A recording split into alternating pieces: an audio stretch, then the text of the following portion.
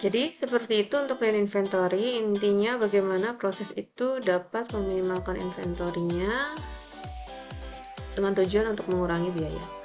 Nah, jadi di tabel 16.2 di sini juga ada strategi yang bisa kalian gunakan. Yang pertama misalnya menggunakan pull system. Jadi ketika memang dibutuhkan barang itu baru si inventory atau bahan baku yang dibutuhkan untuk proses itu baru istilahnya dipindahkan. Karena ini akan membuat pengurangan juga di biaya untuk pergerakan gitu. Terus kemudian misalnya mengurangi ukuran lot size-nya seperti itu. Ya, hal-hal seperti itu yang bisa kalian lakukan. Lalu berikutnya untuk lean scheduling, di sini kita akan melakukan sebuah penjadwalan untuk memenuhi permintaan harian yang kita butuhkan. Di sini ada beberapa cara yang bisa kita gunakan, ya bisa dilihat di tabel 16.3 kalian. Misalnya kita membuat penjadwalan yang bertingkat. Jadi misalnya untuk penjadwalan itu kita membuat beberapa jenis dengan beberapa tingkatan yang bisa difleksibelkan. Jadi misalnya kayak kalian membuat penjadwalan dengan pembagian beberapa part yang bisa di mix and match-kan dengan beberapa proses, itu misalnya seperti itu. Atau yang paling sering akan kita istilahnya yang paling terkenal di sini istilahnya dengan menggunakan Kanban. Ya, apa itu Kanban? Ya, nanti di sini ada video yang akan menunjukkan apa itu Kanban system ya. Contohnya ada. Ya. Terus berikutnya yang lain bisa kalian baca sendiri. Lalu untuk lean quality ya, di sini kita akan memfokuskan pada pengurangan antrian ya dan lead time. Jadi di sini kita akan membuat bagaimana si proses itu dapat berjalan tepat waktu sehingga membuat istilahnya prosesnya sudah tepat waktu, barang sampai di tujuan dengan tepat waktu sehingga pelanggannya senang gitu ya. Tapi juga dengan mencoba mengecek ya, di sini harus ada peringatan dini terkait ada nggak permasalahan di dalam kualitasnya gitu. Jadi bukan asal langsung yang penting cepat gitu ya. Nah, pengurangan antrian itu juga bisa dikatakan mengurangi produk yang rusak. Itu kenapa? Jadi kalau misalnya kalian punya produk ya, punya barang yang lagi akan diproses di sebuah proses produksi, itu tuh barangnya ngantri ditumpuk-tumpuk banyak gitu kan, itu lama-lama kan barangnya bisa rusak ya. Apalagi untuk barang-barang mungkin yang fresh seperti itu atau yang fragile, sehingga memang harus diperhatikan bahwa tidak adanya penumpukan dalam antrian. Makanya diharapkan tidak adanya antrian seperti itu ya. Makanya harus dipikirkan juga terkait untuk gimana agar proses dari menunggu sampai barang itu dikerjakan itu tidak terlalu lama seperti itu. Ya, di dalam lean quality di tabel 16.4 kita bisa melihat ada beberapa strategi yang bisa digunakan ya. Contohnya seperti menggunakan statistical process control ya, peta-peta kendali yang sudah pernah kalian pelajari, empower employee dan sebagainya. Cuma yang lain banyak ya, bisa dipelajari.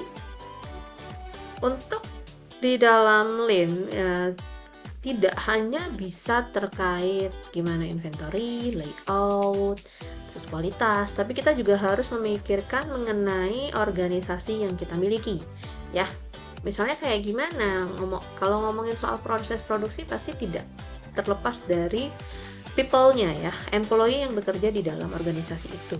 Oleh karena itu ada beberapa hal yang bisa kita lakukan untuk mendevelop bagaimana perilaku employee yang bekerja di tempat kita gitu ya. Misalnya kita respect gitu ya, respect pada employee, melakukan employee empowerment, terus kita mencoba membuat bagaimana prosesnya bisa fleksibel gitu ya, sehingga employee yang bekerja dengan kita itu dapat memang menjalankan apa yang perusahaan sudah set up dengan baik ya, dapat dijalankan dengan baik juga oleh pekerja kita seperti itu.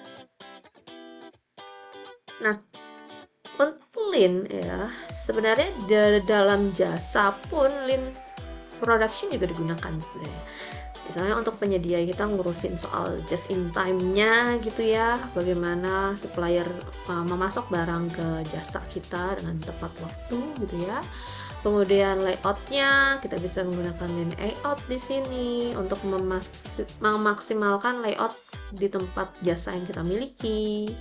Untuk inventory mungkin kita bisa mengatakan hampir nol, tapi kan inventory yang kita miliki itu tetap harus kita manage. Misalnya kayak kalian punya misalnya coffee shop gitu ya, coffee shop berarti kan kalian punya inventory tentang untuk pembuatan kopinya sendiri, kemudian untuk bagian waitersnya gitu ya, jadi kayak butuh ATK lah, butuh nanti kalian ada semacam alat mesin kasir, alat-alat khusus tersendiri, buku menu atau gimana ya. Jadi itu inventory di dalam jasa, jadi bukan inventory yang tiba-tiba datang blok banyak kayak manufaktur seperti itu ya.